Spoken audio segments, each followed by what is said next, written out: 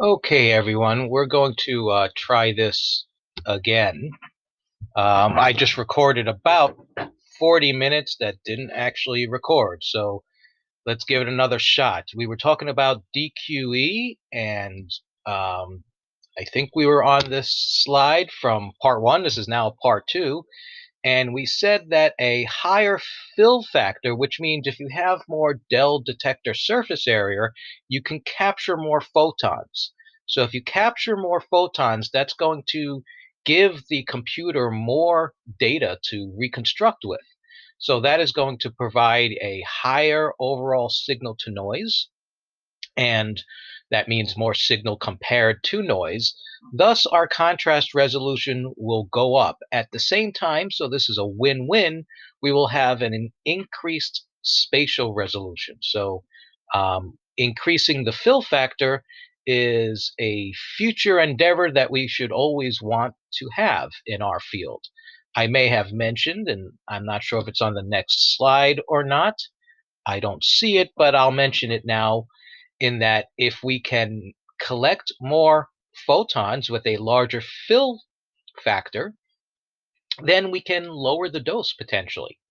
Okay, a couple of other aspects here of the anatomy, so to speak, of this Dell. Remember, there are thousands of Dells. We have the storage capacitor on the lower right-hand side, and that is responsible for electrical charges being stored, um, which essentially makes the direct capture imaging process possible. And then at the top, acting as a switching gate, uh, is the TFT, which stands for Thin Film Transistor. And this will release those electrical charges into the rest of the computer system when the Dell is what's known as read out. We'll talk about this a little bit more when we get to the data lines and the gate lines coming up in just a moment. So before we get to that, I want to talk a little bit about direct conversion DR. So we have two versions of direct radiography or DR systems. One is a superior direct conversion system, and the offering better spatial resolution and contrast resolution overall, um, compared to an indirect system. So we'll talk about the direct system first, and we'll show you what's going on with the diagram on the right-hand side. After that, we'll talk about an indirect system. What I want you to know is that the front end process of the two are different. However, the back ends are the same, and you'll see what I mean a little bit later. So what you have here is a cross-sectional image of a direct DR flat panel detector. And there are some phosphors involved here, which is amorphous selenium. That's this big area in here. And that's going to be responsible for really the conversion of an X-ray into a pair of elements, that being the negative electrons and what's known as a positive electron hole. So let me kind of spell out how this works. We'll detail it a little bit more as we go. But essentially, you have three X-ray photons coming in here that you can see when they interact with the amorphous selenium. And please don't confuse this with amorphous silicon that we'll talk about when we get to CR a little bit later on. Very easy to confuse. So again, we have three photons. They come into the amorphous selenium, and what's known as an electron hole pair is created. So you see, for each photon, you have a positive and a negative aspect. The negative or negative electrons, these will drift upward. Really, they're pulled upward towards this top electrode, right? It does that with an opposite charge. So it's going to have a positive charge, and it's going to draw that negative electron up. uh, Pretty much simultaneously, the electron holes that are left over, right, these are sort of positive charges, they are going to be drawn down to the Dell electrode, and ultimately stored in this storage capacitor. Uh, so in that storage capacitor, they will build up, right? So again, you have these free electrons that now drift up, right? Those are the negative ones. This one over here, this one over here, this one over here. And they will leave, so to speak, what's known as the hole. Obviously, it's not a real hole, right? All this stuff is happening at an atomic level. But those positives will be drawn down to what's known as the del electrode. And this positive charge, as it says, will be built up and stored in this storage capacitor here. Now, what we have here is really the rest of the story. What you're seeing is, again, a simplified illustration of several dells. Remember, there are thousands of them. Each one, as we said, have small components, right? The major is the area where we're receiving our photons. Then we have, tiny little TFTs and tiny little capacitors. But I want you to see here that they are all linked, and information can move in and out of them. So you have two types of lines, or where data is traveling. You have what's known as your data lines, and these travel kind of south-north in this example, towards the amplifier, as well as data lines, which are kind of left-right. So there are links between these two lines to all of the dells, right? And this is how our electrical voltages, basically the information, remember, all of this information is coming ultimately from differential absorption and the fact that radiation was absorbed differently through an average of tissues, right? So never forget how we started this whole process off. Um, where and how does the information move about? We have our gate lines, which we said are the ones going, down towards the amplifier, up, which is the order in that the dells are read, right? That's where their information is going to be transferred. So at a certain point, that information will flow towards the amplifier, and those gates uh, will release the information that flowed into the TFT and now goes into the amplifier.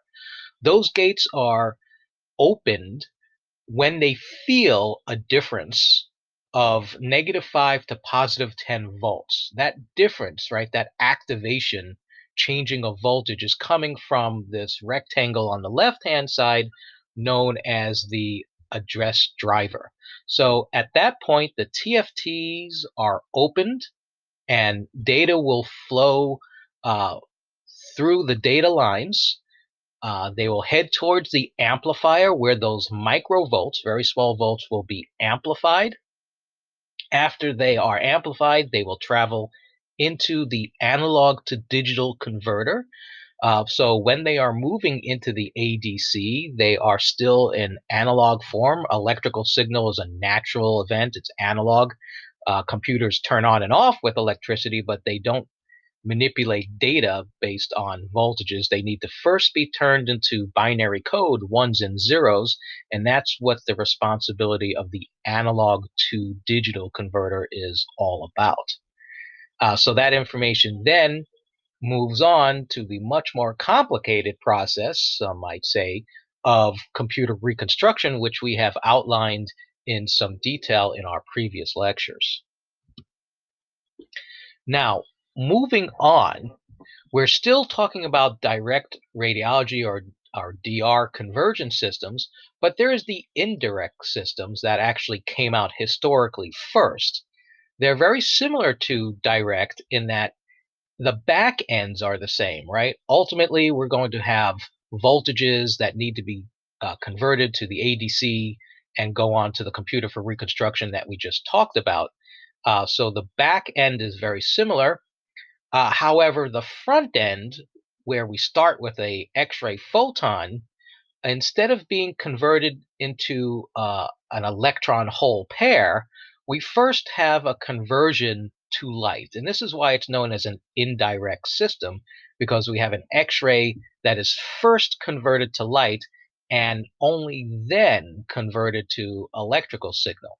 So let's talk about what happens first. Our X-ray enters what's known as a scintillation layer, right? This scintillation layer, you can see it's very tubular in um, description, right?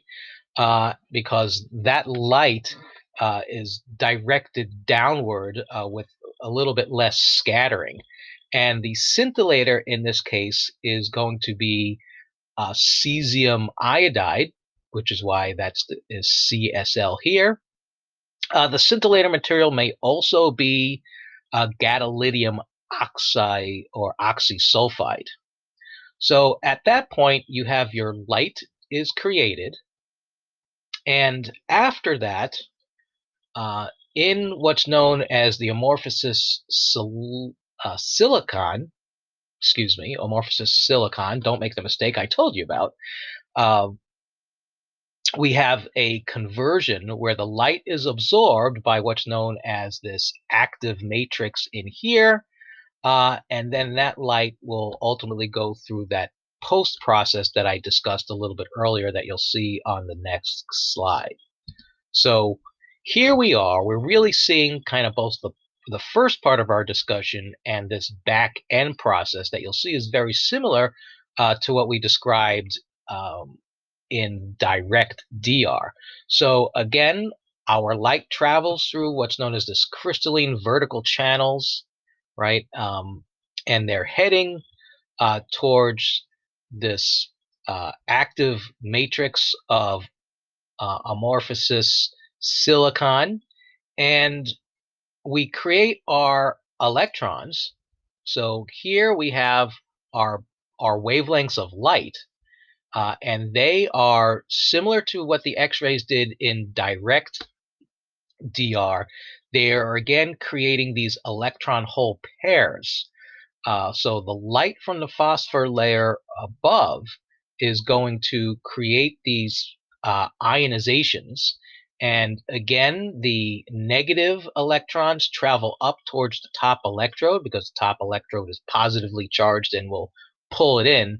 And then in the amorphous silicon, we have our positive holes being drawn downward towards here, where will ultimately be stored uh, in the capacitor. And as that capacitor fills up, they'll be moved over into the thin film transistor, which we said earlier acts as those gateways um, to get that information into the amplifier and the analog to digital converter. So what is our difference really between direct versus indirect? Well, first of all, direct X-ray directly to electrical signals, voltages. Indirect, we have that first X-ray followed by light, followed by electrical signals. So the end and the beginning are the same in the two. But because indirect starts with light in the middle, we have a loss of overall resolution. So it can be said that the direct method yields a higher spatial resolution. However, we can also say that the indirect system has a bit of a higher detector quantum efficiency. So it's better at counting electrons and photons, which turned into electrons, excuse my misspeak there, which would allow for lower doses. And how often and where are these systems? These systems are in place today, right? They're both getting utilized. And you can't really tell from the outside of a flat panel detector, because it's all encased in plastic, what the types of phosphors are. It's my understanding that in direct DR, the phosphors are more fragile, right? They are not as temperature resistant. So I would go out on a limb. We can check at another point, but I would suspect that the flat panel detectors that are used when you're doing mobile radiography, in other words, the ones that are charged up and wireless, may be the indirect version because they are a little bit more stable and less chances of breaking the things. But both systems are utilized today. So we're going to switch gears and we're going to talk about CR. This is what we are used to using in our lab, in many of the institutions that we affiliate with. And by nature, CR is an indirect system, right? So we're going from X-ray to light and then to voltage. Already that there alone gives you lower resolution compared to either of the two DR systems. But CR is out there in numbers. We'll talk a little bit later in that I think it's starting to get phased out, but it's going to be a long time before this information is not being taught, and an even longer time before it's off the registry entirely. So we don't have to say that this is an indirect system to compare it to direct, because it is an indirect system, right, by nature. So, as you are used to, we have a cassette similar to the old screen film cassettes. However, these types of cassettes are not designed to be opened. We don't utilize them in a dark room. We utilize them in some type of plate reader that comes in many different designs based on the manufacturer. And like the old film screens, they can be used on a table, underneath a patient on a stretcher, in a wheelchair, in a bucky, etc. Now, in our very first class, I did open one up, even though you're not really supposed to, because I wanted to let you see it fluoresce. We'll talk a little bit later on about that light that pops out. But that first phosphorescence turns out to not be very important at all. But when we opened this thing up and we looked at it, there's that small little, maybe half a centimeter thick, white phosphor layer that in actuality is broken down into 5 separate, very thin layers, some thinner than others. Essentially, you start off with a protective layer that's made out of plastic to kind of help protect the phosphors below it, however, still allowing the photons to go through. We have an active photostimulable phosphor layer, or PSP, which is what that stands for. And that is where a lot of our activity is going to be happening. In other words, X-rays turning into light, and then later on turning into an electrical signal. Well, excuse me, electrical signal happens a bit later in CR, so it's a little different. We have an anti-halo layer, which provides, or I should say, prevents the laser light from interacting with the reflective layer, which is below it. We'll talk about in the next few slides that this laser is actually incorporated into the actual plate reader, so we'll talk about that more. The anti-halo layer is followed by the reflective layer, which is going to improve that light kind of bouncing around in there. And lastly, we have kind of a supporting base that is made out of aluminum down here at the bottom. So when it comes to a photostimulable phosphor, how does it work? And I'm going to kind of try to lay this out to you, right? So we have probably millions and millions, if not more, little nuclei inside of our phosphor. And the common phosphors that are used, right, and we're really talking about that active layer in particular, are barium fluorobromide and barium fluorochloride.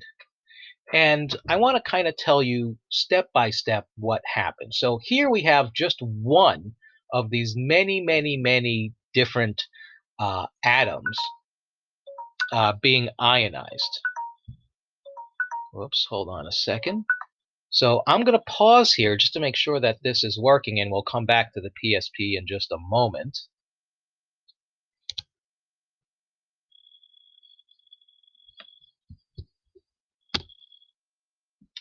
Okay, so everything seems to be working, so I'm going to continue here for maybe another uh, 15-20 minutes. So let's start off. We have our X-ray photon coming in, and it is going to ionize one of the atoms in either the fluorobromide or the barium fluorochloride. And at that point, there's going to be a release of electrons. And those electrons will fall back for the most part, most of them. Okay. And when most of them fall back, there will be a release of light. All this is happening inside of the cassette. All of this at this point is happening while the cassette, for example, is nowhere near the plate reader, still behind the patient. That light you don't see unless you had the cassette open, like I tried to show you in maybe one of our very first labs a year ago. But um, you create a situation where most of the electrons fall back and they release this fluorescent light. Now, at this point, some of the electrons do not fall back and they are actually trapped, right? A portion of the overall electrons become trapped in what's known as an F center, right? And they just kind of get stuck there. These electrons that get stuck, right? Kind of here's one being shown in this F uh, F center, which would actually not occur, right? These F centers would not occur unless the phosphor was sort of dipped or saturated. The technical word for it is doped with what's known as this chemical europium. So the europium actually creates these small little defects that we know as our F centers, where a portion of the electrons that don't fall back into place get trapped. Now they get trapped and they basically stay there. And this, at this point, and we're in step 1 of 4, we have our trapped electrons all over the place, right? Many of them. And they are considered what we call the latent image, right? The unprocessed image. So at this point, we have to head over to our plate reader.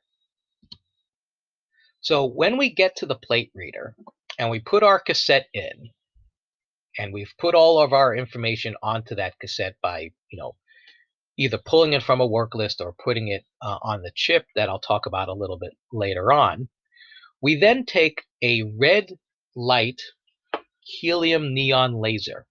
Okay, and that laser will sweep in what's known as a raster pattern back and forth, and it will go line by line as the phosphor layer. So the assumption is once in the machine, the cassette will open up, and starting at the top, the laser will go back and forth, and then line by line, it will scan a linear portion of that phosphor.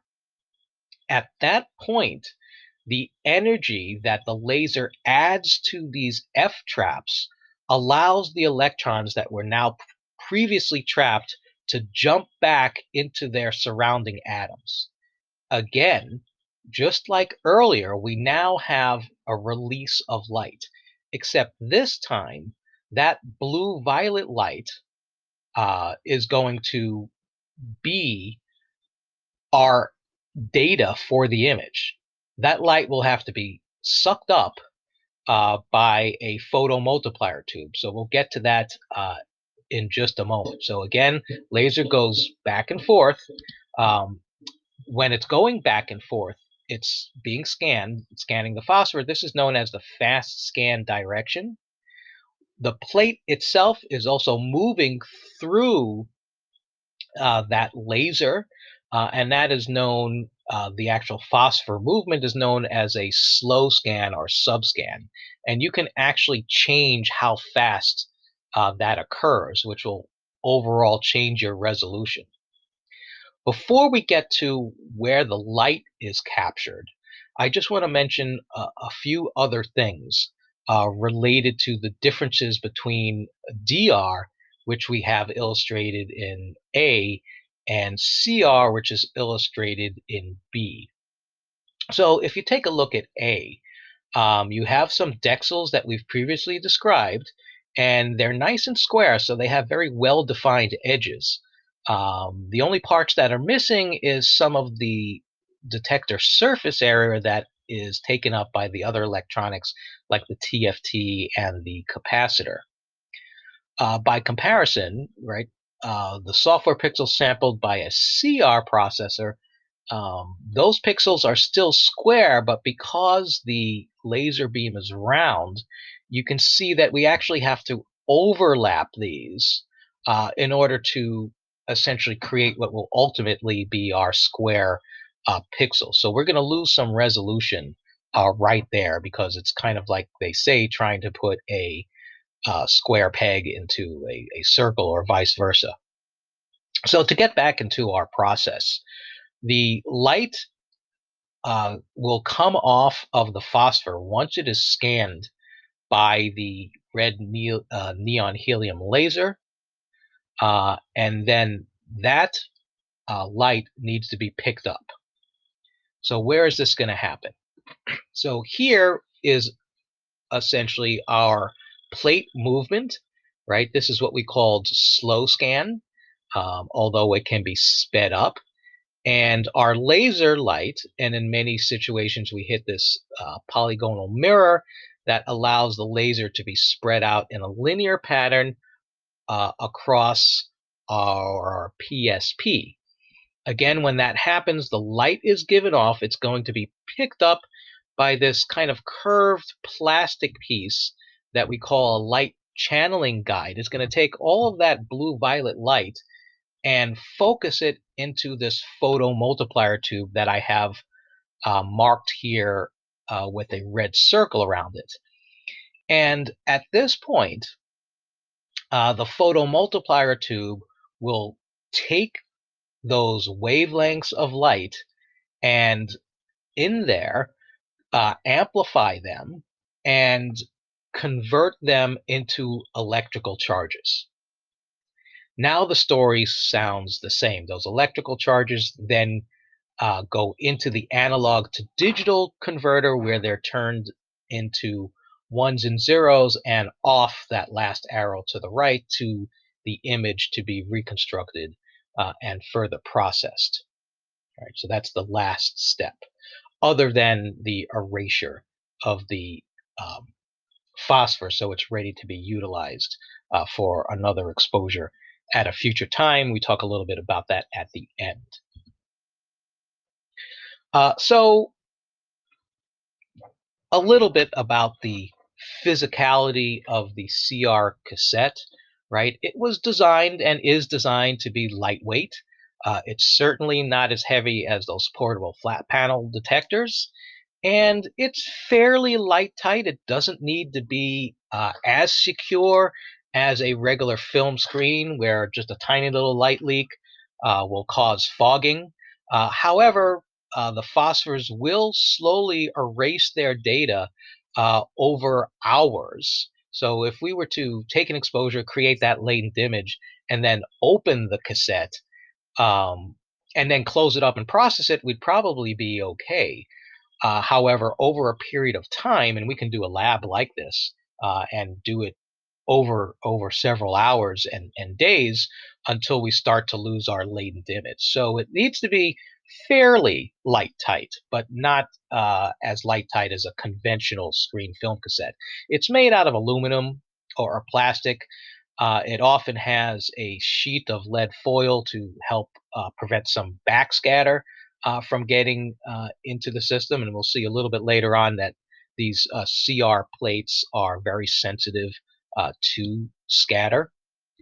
There also is a memory chip, which is utilized to store patient information, as well as some panels that are lined with a felt material to help reduce static electricity. We certainly don't want any extra voltages that may ultimately translate into artifacts. And as we've said, there are no such things as good artifacts when it comes to digital imaging, or any imaging for that matter.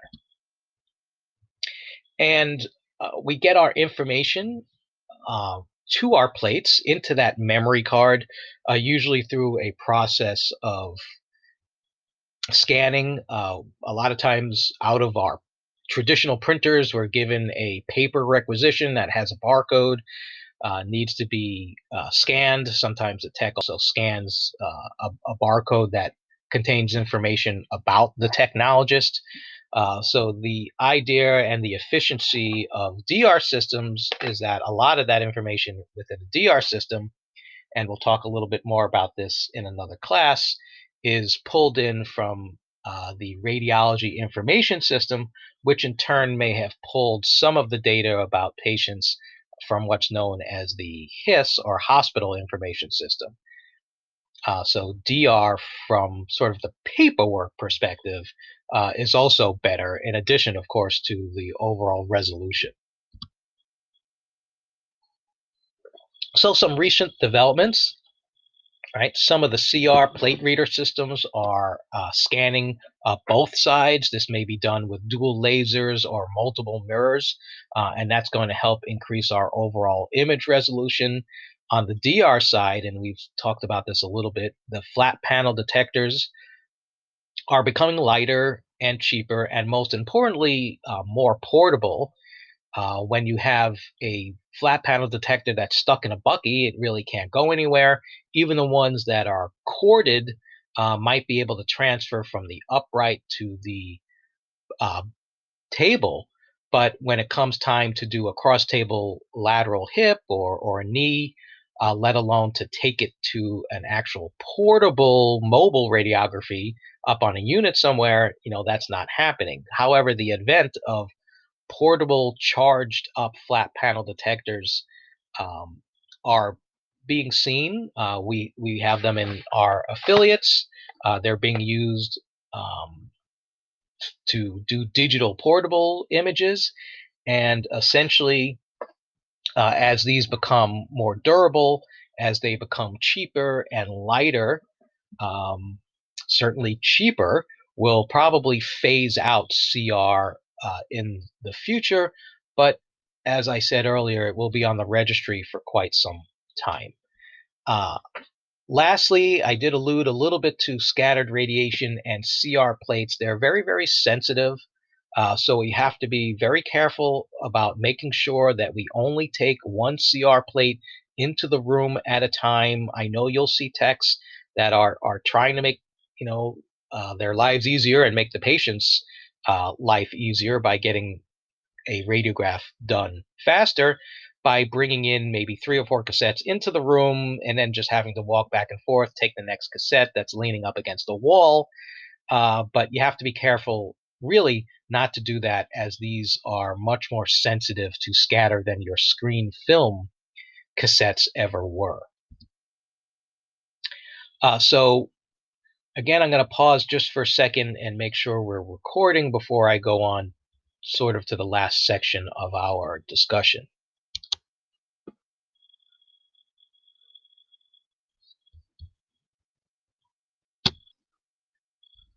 Okay, so just continuing on here, I want to talk a little bit about spatial resolution, and specifically the limits of spatial resolution.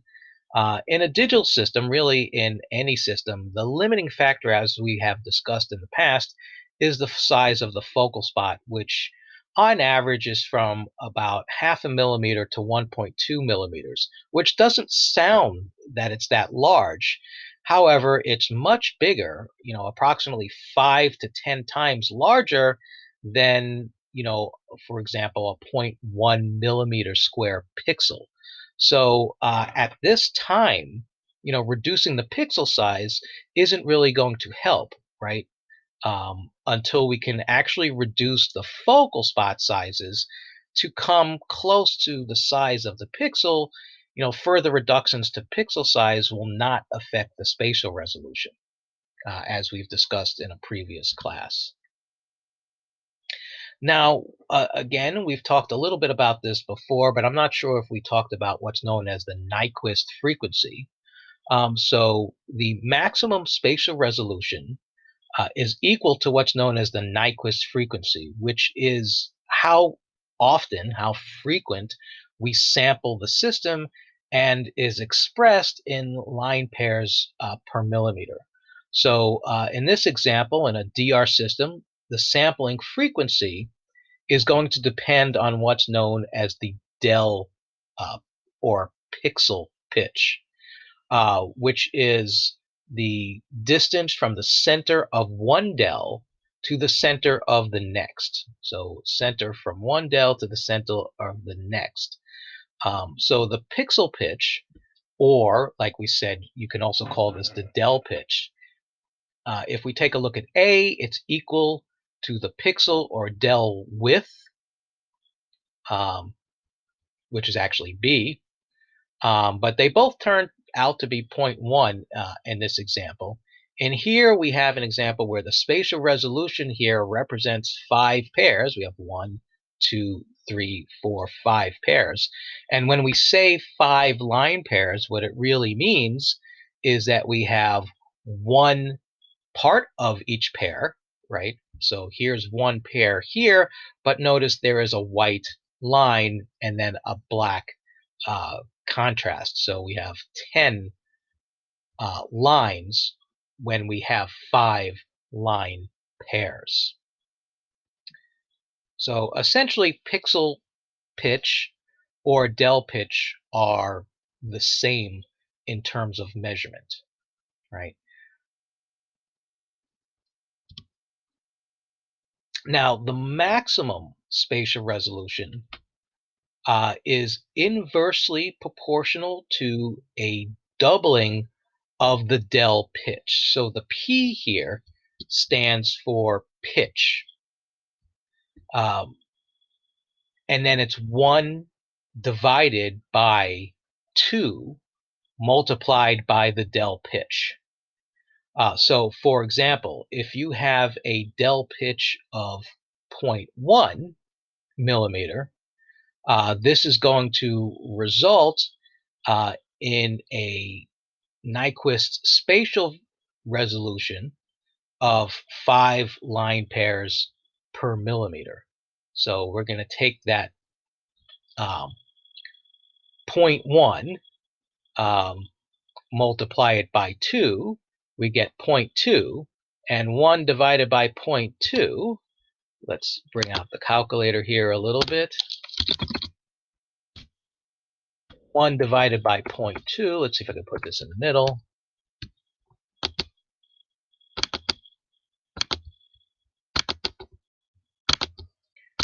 And there we get our 5 line pairs per millimeter. Okay.